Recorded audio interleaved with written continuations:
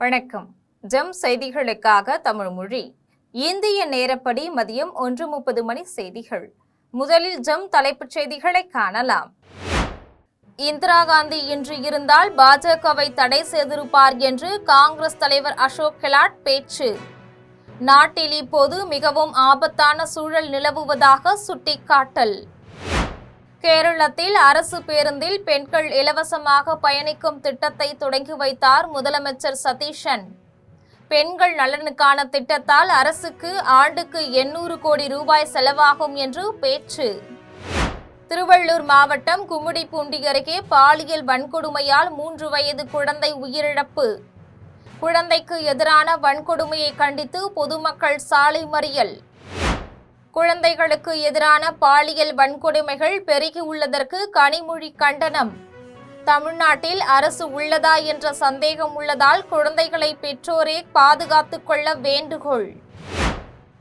மீனவர்களின் வாழ்வாதாரத்தை அழிக்கும் ஹைட்ரோ கார்பன் திட்டத்துக்கு அனுமதி அளிக்கக்கூடாது. தமிழ்நாடு அரசுக்கு திமுக, நாம் தமிழர் கட்சிகள் வலியுறுத்தல். தமிழ்நாட்டில் 61 நாள் மீன்பிடி தடைக்காலம் முடிந்து மீண்டும் மீன்பிடி தொழிலை தொடங்கிய மீனவர்கள்.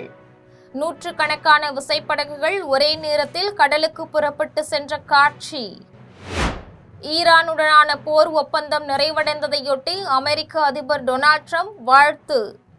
ஹார்முஸ் நீரிணையை சுங்க கட்டணம் ஏதுமின்றி திறக்கவும் கடற்படை முற்றுகையை உடனடியாக நீக்கவும் ஒப்புதல். இனி விரிவான செய்திகளை காணலாம். இந்திரா காந்தி போன்ற தலைவர் இன்று இருந்திருந்தால் பாரதிய ஜனதாவை போன்ற கட்சியை அவர் தடை செய்திருப்பார் என்று காங்கிரஸ் தலைவர் அசோக் கெலாட் தெரிவித்துள்ளார்.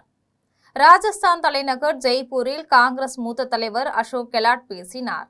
அப்போது இந்தியா கூட்டணியை வலுப்படுத்த வேண்டிய தேவையுள்ளதாக தெரிவித்தார்.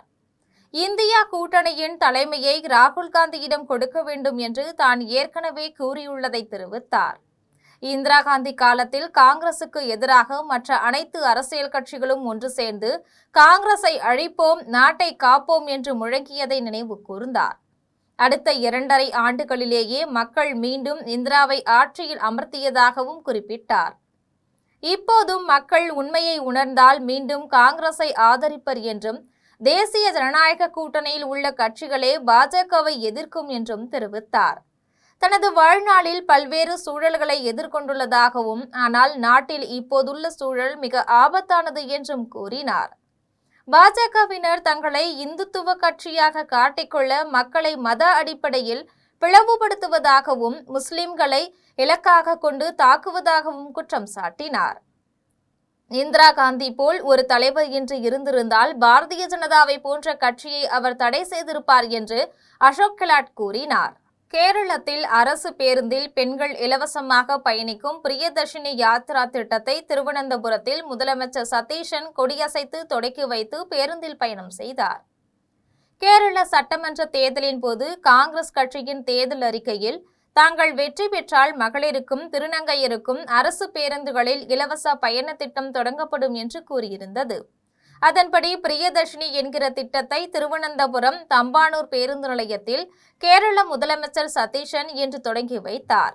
முதல் பேருந்தில் முதலமைச்சர் சதீஷன், போக்குவரத்து துறை அமைச்சர் ஜான், அதிகாரிகள் ஆகியோர் பயணம் செய்தனர். பிரியதர்ஷினி திட்டத்தின் மூலம் கேரள மாநிலம் முழுவதும் அரசின் சாதாரண பேருந்துகளில் மகளிரும் திருநங்கையரும் இலவசமாக பயணிக்கலாம்.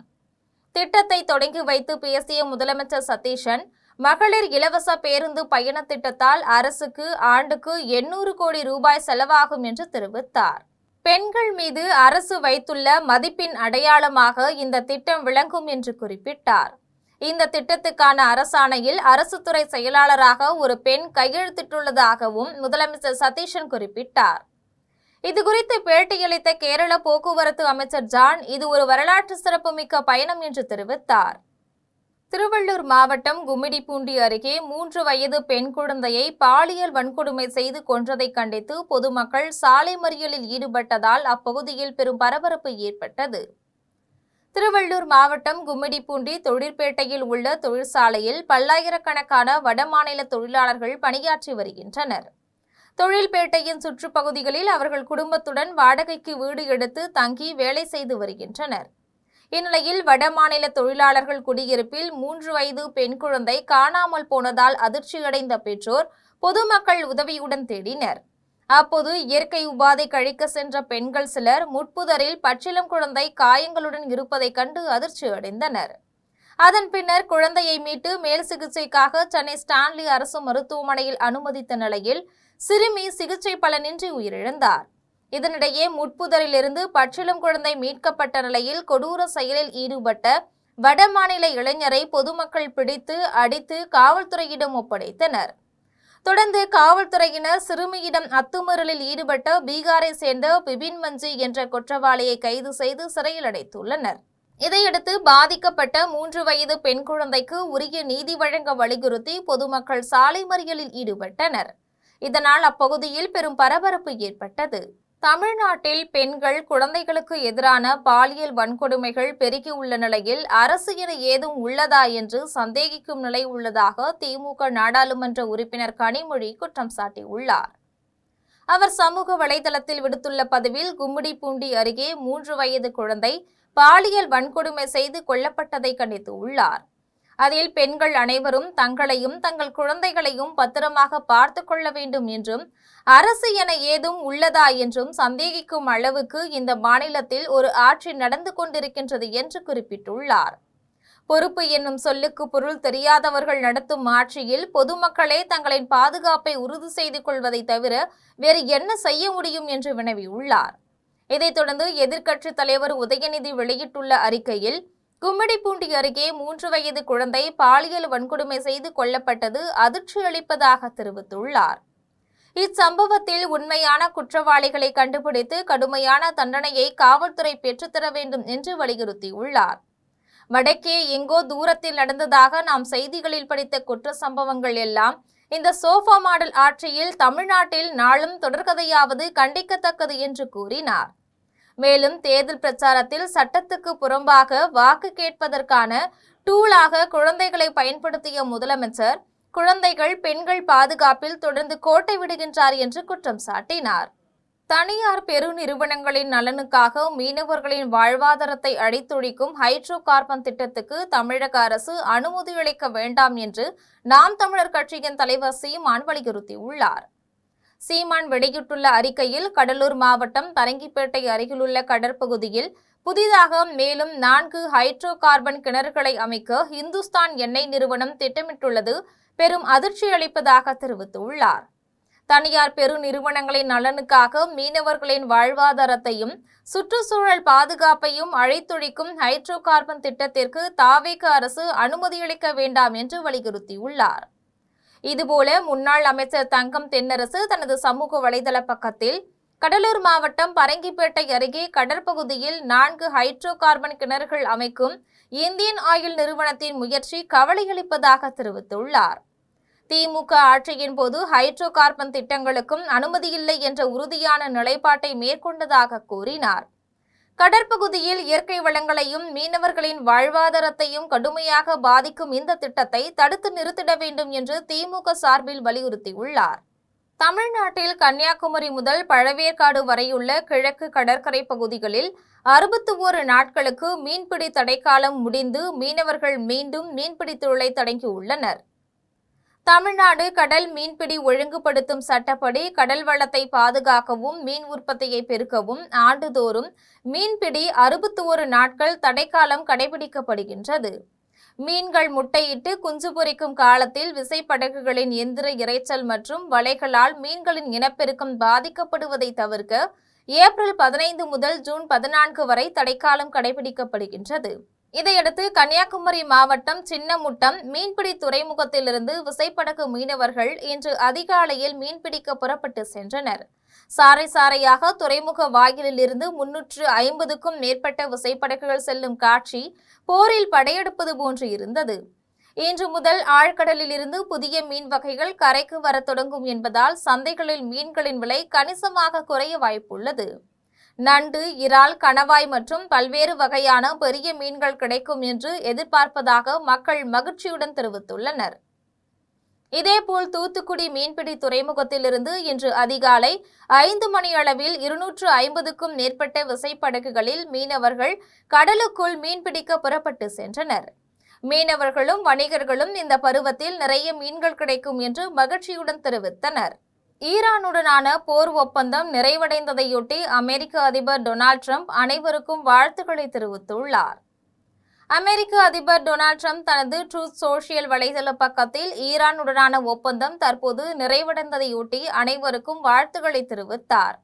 ஹார்முஸ் நீரிணையை சுங்க கட்டணம் ஏதுமின்றி திறப்பதற்கும் அதே நேரத்தில் அமெரிக்க கடற்படை முற்றுகையை உடனடியாக நீக்குவதற்கும் இதன் மூலம் தான் முழு அங்கீகாரம் அளிப்பதாக குறிப்பிட்டுள்ளார். எனவே உலக நாடுகளின் எண்ணெய் ஏற்றுமதி மற்றும் இறக்குமதி தொடங்கப்படும் என்று தெரிவித்துள்ளார்.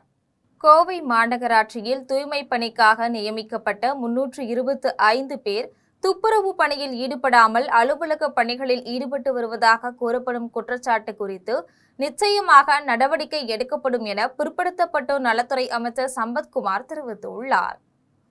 கோவை மாவட்டம் மசக்காளிபாளையத்தில் மாற்றுக் கட்சிகளில் இருந்து தாவேகவில் இணையும் இணைப்பு விழா நிகழ்ச்சி நடைபெற்றது. இந்நிகழ்ச்சியில் திமுக, அதிமுக உள்ளிட்ட கட்சிகளை சேர்ந்த 100க்கும் மேற்பட்டோர் பிற்படுத்தப்பட்டோர் நலத்துறை அமைச்சர் சம்பத்குமார் முன்னிலையில் தங்களை தமிழக வெற்றிக் கழகம் கட்சியில் இணைத்துக் கொண்டனர். இதன் பின்னர் தீர்ந்து போன கட்சி எது என்பது மக்களுக்கு நன்றாக தெரியும் என்றும் மக்களின் தேவைகளை நிறைவேற்றக்கூடியவர்கள் தாங்கள்தான் என்றும் குறிப்பிட்டார். அனைத்து துறைகளிலும் ஆய்வுகள் மேற்கொள்ளப்பட்டு தேவையான திட்டங்கள் செயல்படுத்தப்படும் என்றும் தெரிவித்தார். கோவை மாநகராட்சியில் தூய்மை பணிக்காக நியமிக்கப்பட்ட 325 பேர் துப்புரவு பணியில் ஈடுபடாமல் அலுவலக பணிகளில் ஈடுபட்டு வருவதாக கூறப்படும் குற்றச்சாட்டு குறித்து நிச்சயமாக நடவடிக்கை எடுக்கப்படும் என்று உறுதியளித்தார். தீர்ந்து போன கட்சி யாருன்னு பொதுமக்களுக்கு தெரியும். ஏற்கனவே மக்கள் அவங்களுக்கு உண்டான தீர்ப்பை கொடுத்துட்டாங்க. யார் தீர்ந்து போன கட்சின்னு மக்கள் அவங்களுக்கு தீர்ப்பிலேயே நிரூபித்து காமிச்சிட்டாங்க. இன்னி வளர்ந்துருக்கக்கூடிய கட்சிகள் ஏற்கனவே நாங்கள் 2024 தமிழக வெற்றிக் கழகம் கட்சி ஆரம்பிக்கும் பொழுது அவங்களோட விமர்சனங்கள் மட்டும்தான் அவங்கள செய்ய முடியுது. ஆனால் எங்களுடைய பாதை மக்களுக்கு உண்டான பாதை என்பதை நாங்கள் ஒரே பாதையில் பயணிச்சுக்கிட்டு இருக்கிறோம். இல்லை, எங்களுக்கு உண்டான பாதைகள் மக்களுக்கு தேவையானதை மட்டும் செய்யக்கூடியது. மக்களுக்கு உண்டான செயல்பாடுகளையும் அரக்கோணம், நெமிலி மற்றும் ஷோலிங்கர் வட்டத்தில் 12ஆம் வகுப்பு பொதுத் தேர்வில் பள்ளி அளவில் முதல் 3 இடங்களை பிடித்த மாணவர்களுக்கு அமைச்சர் காந்திராஜ் சான்றிதழ் மற்றும் கேடயம் வழங்கி பாராட்டினார். ராணிப்பேட்டை மாவட்டம் அரக்கோணத்தில் தனியார் பொறியியல் கல்லூரி மற்றும் வணிகர் சங்கங்கள் சார்பில் அரக்கோணம், நெமிலி மற்றும் ஷோலிங்கர் வட்டத்தில் 12ஆம் வகுப்பு பொதுத் தேர்வில் பள்ளி அளவில் முதல் 3 இடங்களை பிடித்த மாணவர்களுக்கு பாராட்டு விழா நடைபெற்றது. விழாவில் தமிழ்நாடு வணிகர் சங்கங்களின் பேரவை மாநில செயல் தலைவர் தேவராஜ் தலைமையில் அமைச்சர் காந்திராஜ் கலந்து கொண்டு மாணவர்களுக்கு சான்றிதழ் மற்றும் கேடயம் வழங்கி பாராட்டினார். இதில் கல்லூரி நிறுவன தலைவர் ராஜாராவ், தமிழக வெற்றிக் கழக நகர செயலாளர் ரமேஷ், வணிகர் சங்க செயலாளர் வெங்கட்ரமணன், தமிழ் படைப்பாளர்கள் சங்கம் சுந்தர்ராஜ் உள்ளிட்டோர் கலந்து கொண்டனர். மேலூரில் அமைச்சர் நிர்மல்குமார் தலைமையில் 2500க்கும் மேற்பட்ட மாற்றுக் கட்சியினர் தாவேகவில் தங்களை இணைத்துக் கொண்டனர். மதுரை மாவட்டம் மேலூரில் உள்ள தனியார் திருமண மண்டபத்தில் தமிழக வெற்றிக் கழகத்தின் வடக்கு மாவட்ட செயலாளர் விஷால் கிருஷ்ணா தலைமையில் மாற்றுக் கட்சியினர் இணையும் விழா நடைபெற்றது. விழாவில் அமைச்சர் நிர்மல்குமார் முன்னிலையில் 2500க்கும் மேற்பட்ட மாற்றுக் கட்சியினர் தாவேகவில் தங்களை இணைத்துக் கொண்டனர். தொடர்ந்து கட்சியில் புதிதாக இணைந்தவர்களுக்கு சால்வை அணிவித்து உற்சாகமாக வரவேற்றார். மேலும் கட்சியில் புதிதாக இணைந்த தொண்டர்களை கௌரவிக்கும் விதமாக அமைச்சர் நிர்மல்குமார் மற்றும் மாவட்ட செயலாளர் விஷால் கிருஷ்ணா அவர்களுக்கு சுவையான விருந்து பரிமாறி உபசரித்தார். கண்டிப்பாக சட்டபூர்வமாக, ஏன்னா இது மக்களுடைய அமைதி சம்பந்தப்பட்ட விஷயம், மக்கள் சம்பந்தப்பட்ட விஷயம். தமிழகத்தில் என்றும் இந்த மாதிரியான மதவாத விஷயத்திற்கு மதத்தை வைத்து அரசியல் செய்ய தமிழக மக்களும் விரும்ப மாட்டார், எங்களுடைய தலைவரும் விரும்ப மாட்டார். ஸோ கண்டிப்பாக அதற்கு என்றுக்கும் தமிழக வெற்றிக் கழகம் இடம் கொடுக்காது. அதில் ரொம்ப உறுதியாக இருக்கும். கண்டிப்பாக நீதிமன்றத்தில் முறையாக இங்கே உள்ள நிலைமை அனைத்தையும் முறையிட்டு முறையாக நீதிமன்றத்தில் வாயிலாகவே சட்டபூர்வமாகவே நம்ம இதற்கான ஒரு அமைதியான தீர்வை நம்ம கொண்டு வருவோம். மேட்டூர் அணையில் தண்ணீர் நிரம்ப வேண்டும் என்று திருவாவடுதுறை ஆதீன கர்த்தர் தெரிவித்துள்ளார். மயிலாடுதுறை மாவட்டத்தில் உள்ள திருவாவடுதுறை ஆதீனத்தின் 24வது குருமகா சன்னிதானம் ஸ்ரீலஸ்ரீ அம்பலவான தேசிக பரமாச்சாரிய சுவாமிகளை அமைச்சர் வினோத் சந்தித்து அருளாசி பெற்றார். முன்னதாக அவருக்கு திருவாவடுதுறை ஆதீன கர்த்தர் நினைவு பரிசு மற்றும் பிரசாதம் வழங்கி மக்களுக்கு சிறப்பாக சேவையாற்ற வேண்டும், மேட்டூர் அணையில் தண்ணீர் நிரம்ப வேண்டும் என்று அருளாசி கூறினார். இந்நிகழ்ச்சியில் தாவிக மாவட்ட செயலாளர் கோபிநாத் உள்ளிட்ட கட்சி நிர்வாகிகள் கலந்து கொண்டனர். தமிழக முதல்வர் விஜயின் பிறந்தநாள் விழாவை முன்னிட்டு 10,052 பேருக்கு நலத்திட்ட உதவிகள் செய்ய உள்ளதாக சட்டமன்ற உறுப்பினர் அன்னை விஜய் சரவணன் தெரிவித்துள்ளார். தூத்துக்குடி மாவட்டம் பேய்குளத்தில் மேற்கு மாவட்ட தாவேக சார்பில் ஜூன் 22ஆம் தேதி தமிழக முதலமைச்சர் விஜயின் பிறந்தநாள் விழாவினை நடத்துவது குறித்த ஆலோசனை கூட்டம் நடைபெற்றது. இக்கூட்டத்தில் சட்டமன்ற உறுப்பினர் அன்னை விஜய் சரவணன் கலந்து கொண்டு பேசிய போது, முதலமைச்சர் விஜயின் பிறந்தநாளை முன்னிட்டு பள்ளி கல்லூரி மாணவர்களுக்கு தேவையான கல்வி உபகரணங்களை வழங்கிட வேண்டும் என்றும், பொதுமக்களுக்கு இடையூறு ஏற்படுத்தும் வகையில் நடந்து கொள்ளக்கூடாது என்றும் கேட்டுக்கொண்டார். தமிழக முதல்வரின் பிறந்த நாளை முன்னிட்டு 10,052 பேருக்கு நலத்திட்ட உதவிகளை செய்ய உள்ளதாக தெரிவித்தார். இந்நிகழ்வில் தூத்துக்குடி மேற்கு மாவட்ட தமிழக கட்சி தமிழக நிர்வாகிகள், உறுப்பினர்கள் ஏராளமானோர் கலந்து கொண்டனர். சாதாரண மக்களை அரசியலில் முன்னிலைக்கு கொண்டு வருவதே வி த லீடர் இயக்கத்தின் முதன்மை குறிக்கோளாகும் என்று ஓடந்துறை முன்னாள் ஊராட்சி மன்ற தலைவர் சண்முகம் தெரிவித்துள்ளார். திருப்பூர் மாவட்டம் தாராபுரம் அருகே உடுமலை சாலையில் வி த லீடர் அமைப்பின் உறுப்பினர் சேர்க்கை மற்றும் ஆலோசனை கூட்டம் நடைபெற்றது. கூட்டத்தில் ஓடந்துறை முன்னாள் ஊராட்சி மன்ற தலைவர் சண்முகம் கலந்து கொண்டு உரையாற்றினார். அப்போது அண்ணாமலை பாஜகவிலிருந்து விலகி சாமானிய மக்களுக்காக வி த லீடர் இயக்கம் என்ற புதிய அரசியல் இயக்கத்தை தொடங்கியுள்ளதாக தெரிவித்தார். வாரிசு அரசியல் மற்றும் பணபலம் கொண்ட அரசியல் கலாச்சாரத்தை தவிர்த்துவிட்டு சாதாரண மக்களில் அரசியலில் முன்னிலைக்கு கொண்டு வருவதே இந்த இயக்கத்தின் முதன்மை குறிக்கோளாகும் என்று கூறினார். முன்னாள் குடியரசுத் தலைவர் APJ அப்துல் கலாமின் அறநெறி மற்றும் கொள்கைகளை அடித்தளமாக கொண்டு இந்த இயக்கம் செயல்படும் என்று தெரிவித்தார். அன்னைக்கு ஒரு 1000 ரூபாய் நீங்க கொடுத்தீங்கன்னா ஓட்டு போடுறாங்க. சமுதாயம் அந்த மனநிலைக்கு இருக்குது, சமுதாயம் அந்த மனநிலைக்கு இருக்கு. இப்போ 1000 ரூபாய் கொடுத்தா ஓட்டு போடுறாங்க. காமராஜர் ஏன் தோத்தாரு? இதுதானுங்க கதை. நீங்க என்னதான் நீங்க பண்ணி கொடுத்தாலுமே ஒரு சமுதாயம் இது மாத்தணும்னு நினைச்சாங்கன்னா கன்னியாகுமரியிலேருந்து சென்னை வரைக்கும் ஒரே மாதிரி போடுவாங்க. எத்தனை எலெக்ஷன்ல நம்ம பார்த்துருக்கோம். கன்னியாகுமரியிலேருந்து சென்னை வரைக்கும் பக்கத்து வீட்டுல பேசுற மாதிரி பேசி போடுவாங்க. புரியுதா? அப்போ ஊழல் இல்லாத நிர்வாகம் பண்ணாலும் சில சறுக்குகள் வரத்தான் செய்யும். அதையெல்லாம் பொருட்படுத்தாம மறுபடியும் நீங்க மேல போனா தான் அதை நீடிக்க முடியும், அதை முறியடிக்க முடியும். முதன்முறையாக கோடையில் நிரம்பிய இலக்கியம்பட்டி ஏரி முழு கொள்ளளவை எட்டி உள்ளதால் தமிழக வெற்றி கழக இளைஞர்கள் மலர் தூவி கொண்டாடினர். தர்மபுரியில் நேற்று பெய்த கனமழையால் இலக்கியம்பட்டியில் 10 ஏக்கர் பரப்பில் உள்ள ஏரி அதன் முழு கொள்ளளவை எட்டியது. இதையடுத்து இன்று ஏரியிலிருந்து உபரிநீர் வெளியேறி வருகின்றது. இதனையடுத்து இன்று இலக்கியம்பட்டி தமிழக வெற்றி கழக ஒன்றிய செயலாளர் செந்தில்நாதன் தலைமையில் முனியப்பன், வீரமணி உள்ளிட்ட ஏராளமான இளைஞர்கள் உபரிநீர் வெளியேற்றும் கரையில் பூஜை செய்து வழிபட்டு தண்ணீரை மலர் தூவி வரவேற்றனர். இதுகுறித்து அவர்கள் கூறுகையில், இலக்கியம்பட்டி ஏரியில் நேரடியாக சாக்கடை கழிவுநீர் மற்றும் பிளாஸ்டிக் கழிவுகள் நேரடியாக கலந்து வருவதால் சுகாதார சீர்கேடு ஏற்பட்டுள்ளது. இதனால் மாவட்ட நிர்வாகம் ஏரியில் கலக்கும் கழிவு நீரை சுத்திகரிக்க வேண்டும் என கோரிக்கை விடுத்தனர். தாவேக இணைப்பு விழா தாமதமாக தொடங்கியதால் அமைச்சர்கள் பேசும் போதே தொண்டர்கள் வெளியேறிய சம்பவம் பரபரப்பை ஏற்படுத்தியது. செங்கல்பட்டு மாவட்டம் மதுராந்தகத்தில் தமிழக வெற்றி கழகம் சார்பில் நடைபெற்ற மாற்றுக் கட்சியினரின் இணைப்பு விழாவில் நிகழ்ச்சி தாமதமாக தொடங்கியதால் தொண்டர்கள் அதிருப்தி அடைந்தனர். மாலை 4 மணிக்கு தொடங்குவதாக அறிவிக்கப்பட்ட நிகழ்ச்சி இரவு 7 மணிக்கு பிறகே தொடங்கியதாக கூறப்படுகின்றது. நீண்ட நேரம் காத்திருந்த தொண்டர்கள் அமைச்சர்கள் உரையாற்றிய போது படிப்படியாக கூட்டத்திலிருந்து வெளியேறியதாக தகவல் வெளியாகியுள்ளது. அமைச்சர் ஆதவ் அர்ஜுன் பேசும் நேரத்தில் திடலின் பல பகுதிகளில் இருக்கைகள் காலியாக காணப்பட்டதாக கூறப்படுகின்றது. மேலும் இணைப்பு விழா தொடர்பாக சில பெயர்கள் அறிவிக்கப்பட்டதற்கு எதிர்ப்பு தெரிவித்து அதிமுகவினர் அதிருப்தி தெரிவித்ததாக கூறப்படுகின்றது. அரசு அலுவலக திறப்பு விழாவின் போது பவுன்சர்கள் மற்றும் தாவேக நிர்வாகிகளிடையே ஏற்பட்ட வாக்குவாதம் தள்ளுமுள்ளாக மாறியதால் பெரும் பரபரப்பு ஏற்பட்டது. திருவள்ளூர் மாவட்டம் பொன்னேரி தாவேக சட்டமன்ற உறுப்பினர் மருத்துவர் ரவி வாஸ்து காரணத்தால் அரசு கட்டிடத்தை பயன்படுத்தாமல் தனியார் கட்டிடத்தில் புதிய அலுவலகத்தை திறந்தார். திறப்பு விழாவில் அமைச்சர்கள் ஆனந்த் மற்றும் குமார் பங்கேற்றனர். விழாவின் போது பாதுகாப்பு பணியில் இருந்த பவுன்சர்கள் மற்றும் தாவேக நிர்வாகிகளிடையே ஏற்பட்ட வாக்குவாதம் தள்ளுமுள்ளாக மாறி பரபரப்பை ஏற்படுத்தியது. பின்னர் அமைச்சர் ஆனந்தை பார்க்க நிர்வாகிகள் முண்டியடித்து சென்றதால் ஏற்பட்ட நெரிசலில் ஒலிபெருக்கி கம்பம் சரிந்து இருசக்கர வாகனத்தின் மீது விழுந்தது. இதில் ஒருவர் லேசான காயமடைந்தார். முன்னதாக பேசிய அமைச்சர் குமார், இந்தியாவின் எதிர்காலம் குழந்தைகளின் கைகளில் உள்ளது.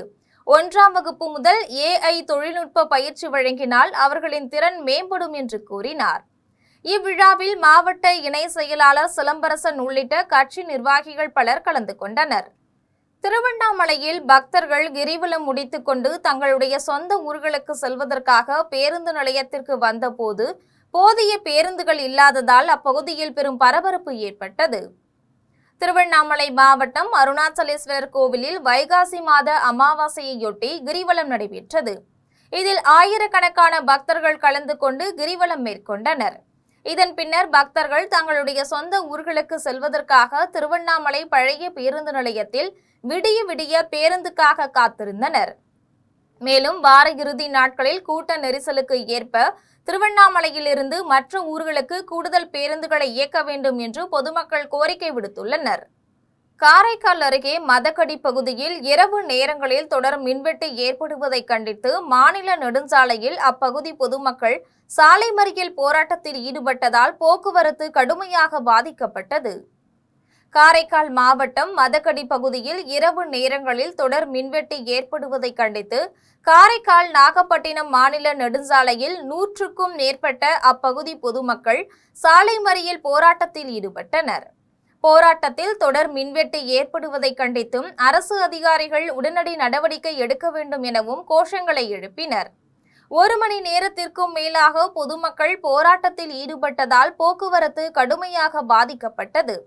இதுகுறித்து தகவல் அறிந்து சம்பவ இடத்திற்கு வந்த காவல்துறையினர் மற்றும் மின்துறை அதிகாரிகள் மின்வெட்டு ஏற்படாமல் இருக்க நடவடிக்கை எடுப்பதாக உறுதியளித்தனர்.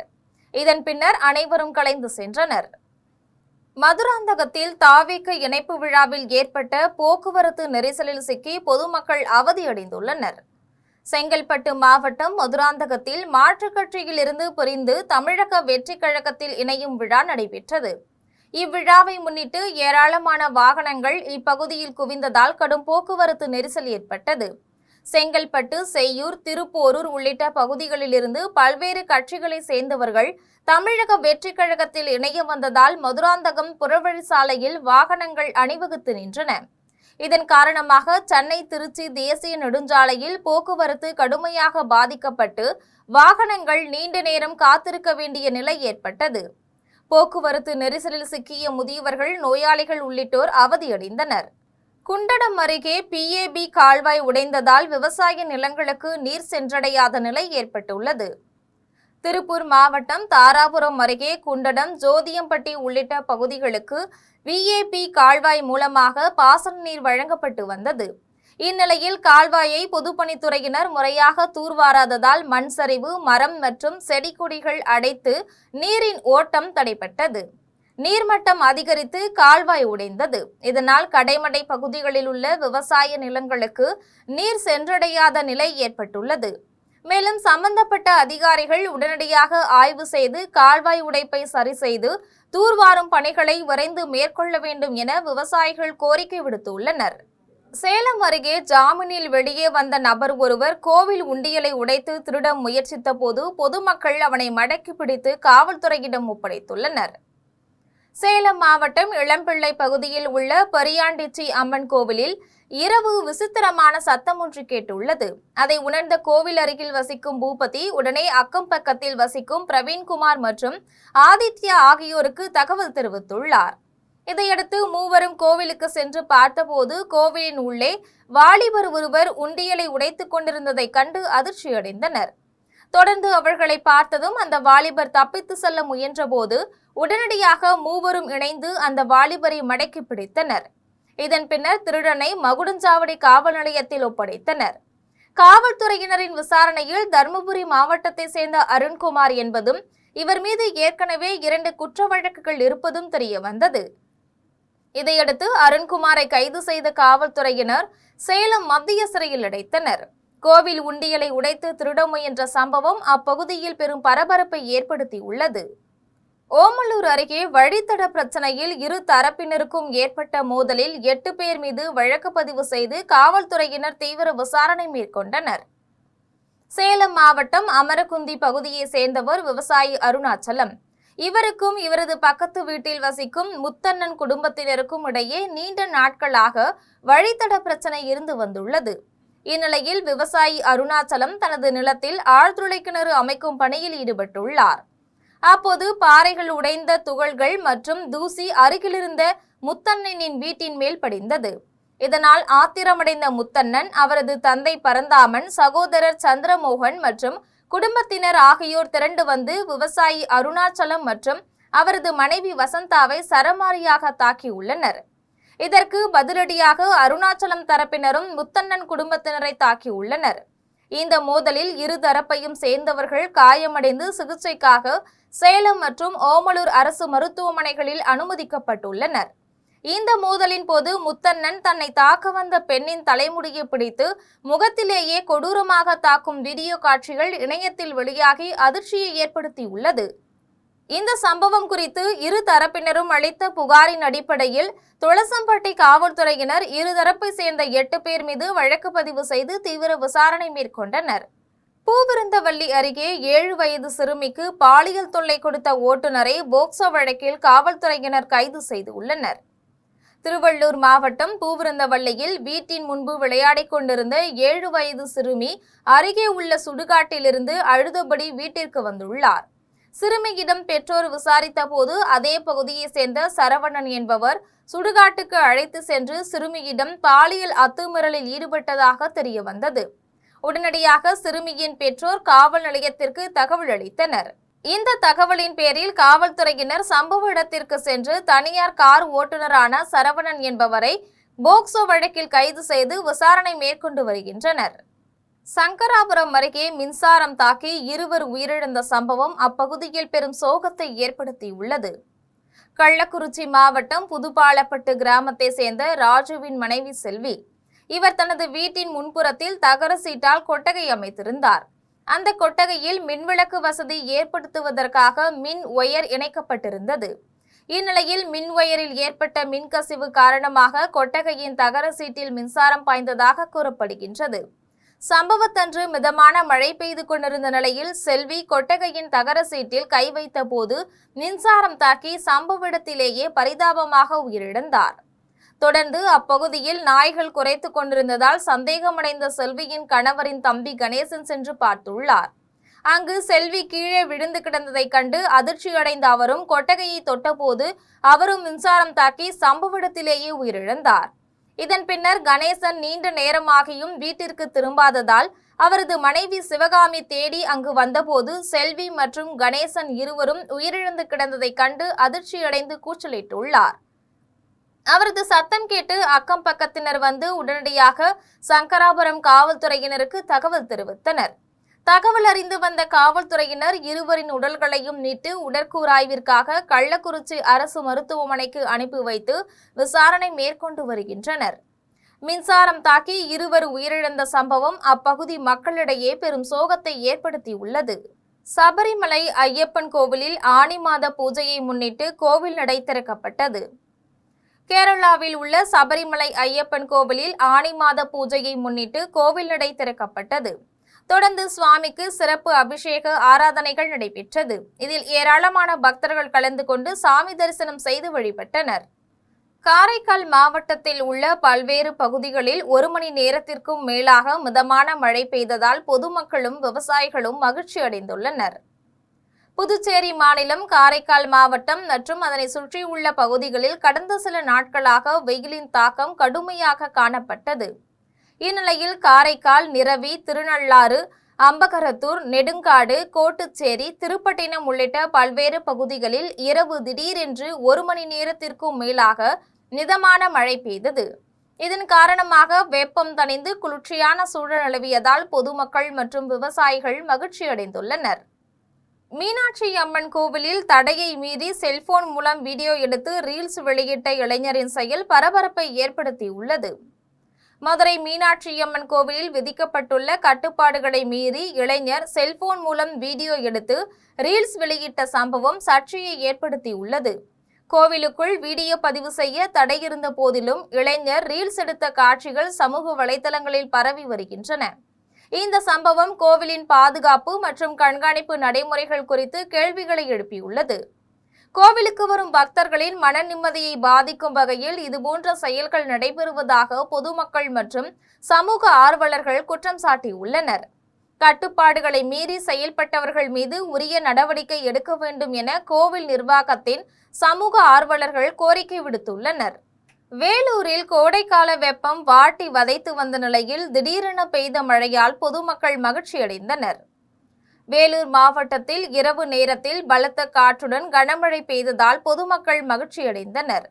தொடர்ந்து வேலூர், காட்பாடி, சத்வாச்சாரி உள்ளிட்ட பகுதிகளில் பரவலாக மழை பெய்தது. கனமழை மற்றும் பலத்த காற்றின் காரணமாக பல இடங்களில் மின்சாரம் துண்டிக்கப்பட்டதால் பொதுமக்கள் அவதியடைந்தனர். மழையால் வெப்பம் தணிந்து குளிர்ச்சியான சூழல் நிலவிய நிலையில் மின்தடையால் அன்றாட பணிகள் பாதிக்கப்பட்டுள்ளன.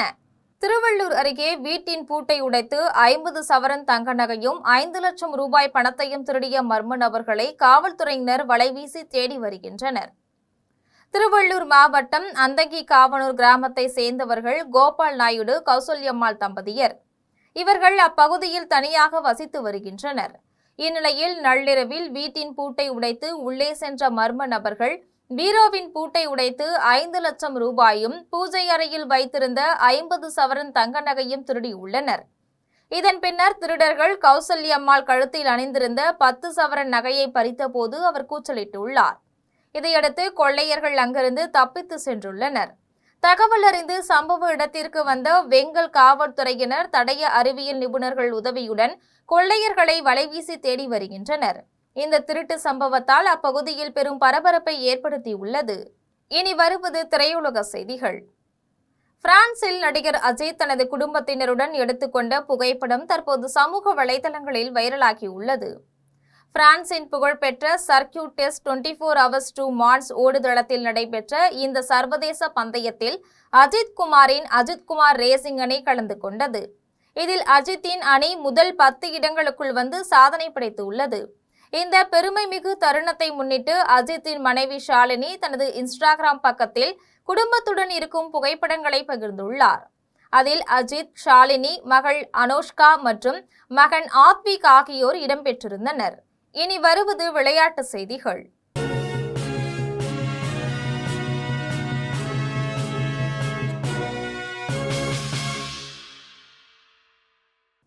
உலகக்கோப்பை கால்பந்து தொடரின் குரூப் இ பிரிவு லீக் போட்டியில் ஈக்வடார் அணியை வீழ்த்தி ஐவாரி கோஸ்ட் அணி வெற்றி பெற்றுள்ளது.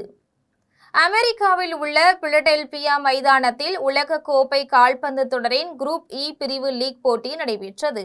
இந்த போட்டியில் மேற்கு ஆப்பிரிக்க நாடான ஐவரி கோஸ்ட் மற்றும் தென் அமெரிக்காவின் ஈக்வடார் அணிகள் மோதின.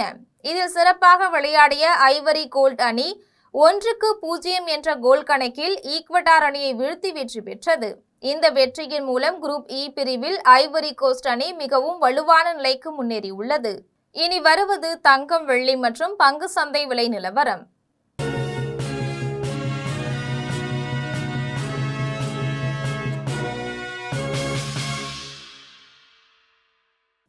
சென்னையில் ஆபரண தங்கம் இன்று 1 சவரன் 1,12,560 ரூபாய்க்கு விற்பனை செய்யப்படுகின்றது. சென்னையில் இன்று ஆபரண தங்கத்தின் விலை கிராமுக்கு 210 ரூபாய் அதிகரித்து 14,070 ரூபாய்க்கு விற்பனை செய்யப்படுகின்றது.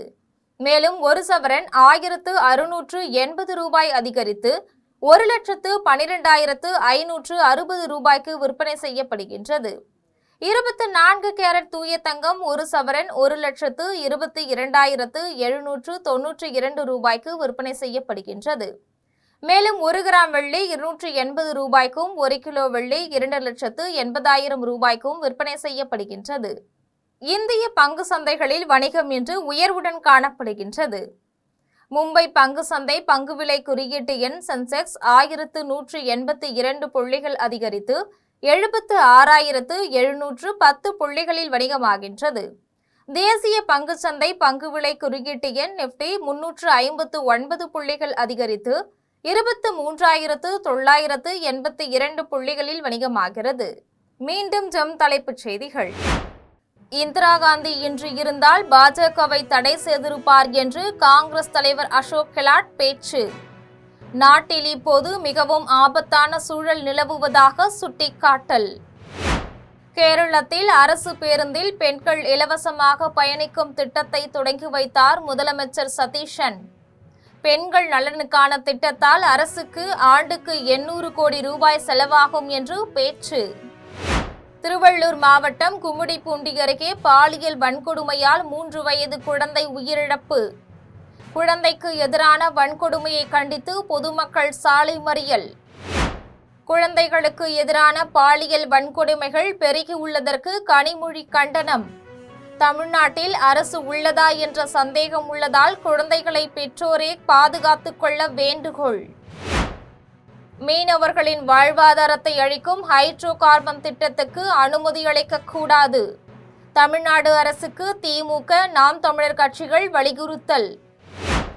தமிழ்நாட்டில் 61 நாள் மீன்பிடி தடைக்காலம் முடிந்து மீண்டும் மீன்பிடி தொழிலை தொடங்கிய மீனவர்கள்.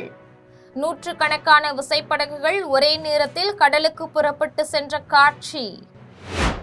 ஈரானுடனான போர் ஒப்பந்தம் நிறைவடைந்ததையொட்டி அமெரிக்க அதிபர் டொனால்ட் ட்ரம்ப் வாழ்த்து. ஹார்முஸ் நீரிணையை சுங்க கட்டணம் ஏதுமின்றி திறக்கவும் கடற்படை முற்றுகையை உடனடியாக நீக்கவும் ஒப்புதல். இத்துடன் ஜெம் செய்திகள் நிறைவடைகின்றன. மீண்டும் ஜெம் செய்திகள் மாலை 6 மணிக்கு. உடனுக்குடன் செய்திகளை காண ஜெம் லைவ்.tv என்ற இணையதளத்தில் இணைந்திருங்கள். நன்றி, வணக்கம்.